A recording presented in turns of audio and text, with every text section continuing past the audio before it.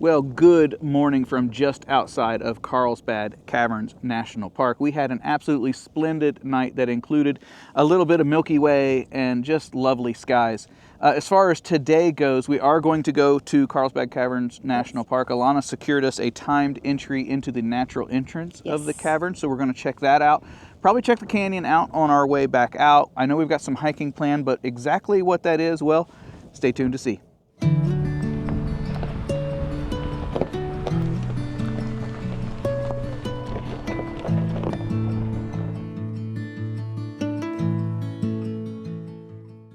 To prepare for our visit, I was online 2 different mornings, 30 days before our arrival date, trying to get entry tickets for one of the ranger-guided tours. After being at recreation.gov 5 minutes before showtime and refreshing the page every few seconds, I could never get past the selection of the tour to choose the start time.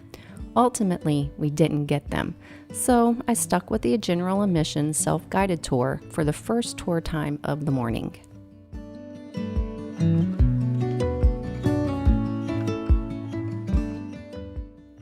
We took our time heading to the visitor center, taking in the early light views without much concern, knowing we had our timed entry already secured.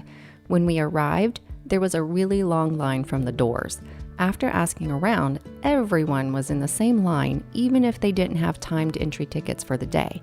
This seemed odd to us, so we went inside to ask a park official where we should be. We were asked if we had a park pass and a timed entry, of which we answered yes to both, and he said to head on over to a much shorter line. I'm so glad we double-checked. This said, as we stood in this line, it seemed some of the park officials didn't agree with his instruction, and we may have inadvertently line skipped. Nonetheless, we were headed into the cavern on time.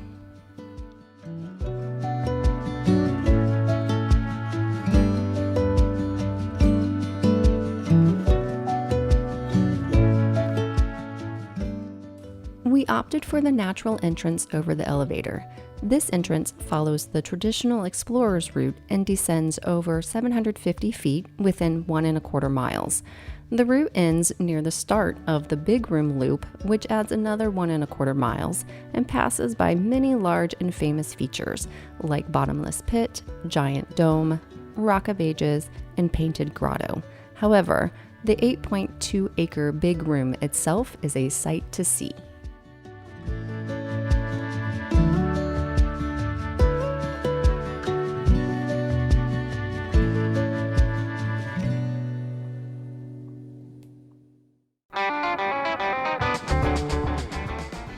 Although it was not available during our visit, they have a free, no reservation required bat flight program from spring through October. There are thousands of Brazilian free-tailed bats that make a mass exodus every evening at dusk.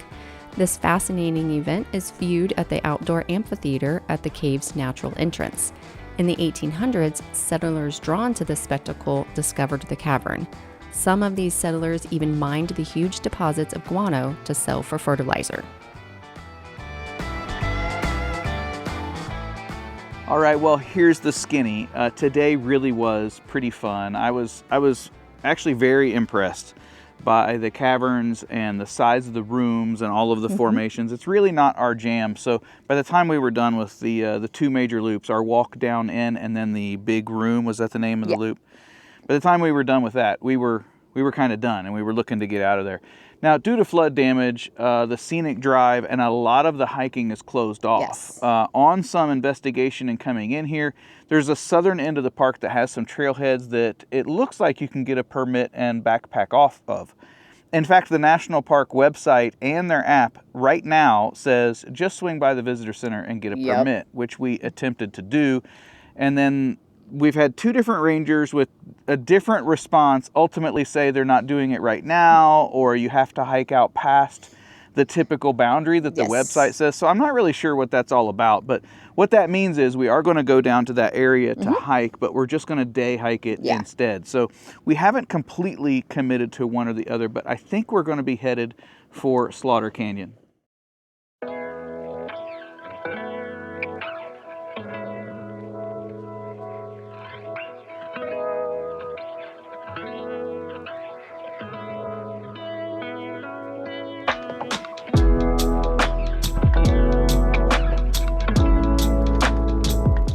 Well, we are up and at 'em early this morning to do the North Slaughter Canyon Trail. Is that right there, baby? Yes, that is.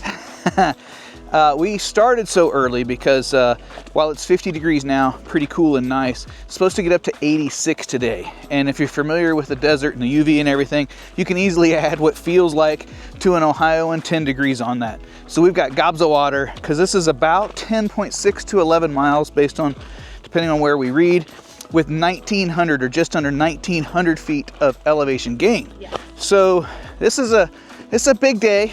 Or at least we're hoping for it to be, and the sooner the start, the more enjoyable it'll be, and that way hopefully we're heading back downhill once that sun's at its peak.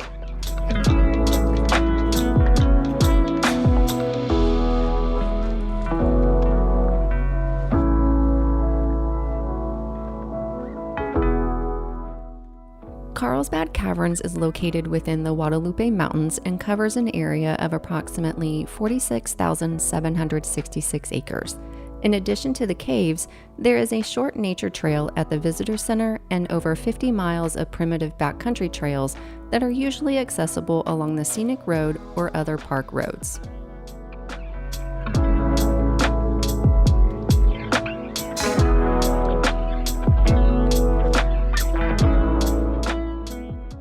The road to Slaughter Canyon Trailhead goes by a few day-use areas and trailheads for backcountry exploring. Some other popular trails in this area are Yucca Canyon and Slaughter Canyon Cave. Yucca Canyon will take you up to the Guadalupe Ridge Trail. You can hike to the entrance of Slaughter Canyon Cave, but the cave itself is gated. To enter, you have to score the elusive tickets for the ranger-guided tour.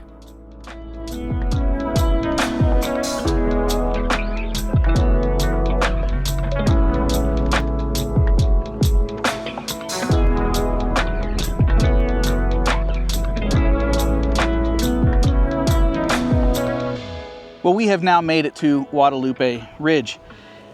It's down from here, and we're looking forward to that. Not only because it's down and it'll be a little easier, but also we stopped to smell the roses on the way up and take little breaks, if I'm honest, and looked at the scenery behind us, and I think it's even going to be more spectacular down through the ridges and valleys as we head back down. So here we go.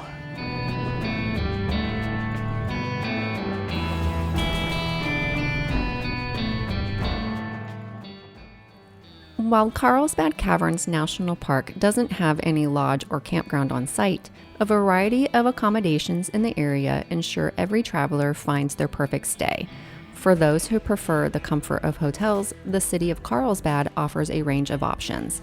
For the outdoor enthusiast, there are a few family-friendly campgrounds in the area with RV hookups, tent sites, and cabins blending comfort with nature. Or, if you are like us, you may want to immerse yourself in the rugged beauty of the desert by opting for dispersed camping within the surrounding BLM lands. This is rewarded with stunning, secluded scenery and a closer connection to the natural wonders of the area.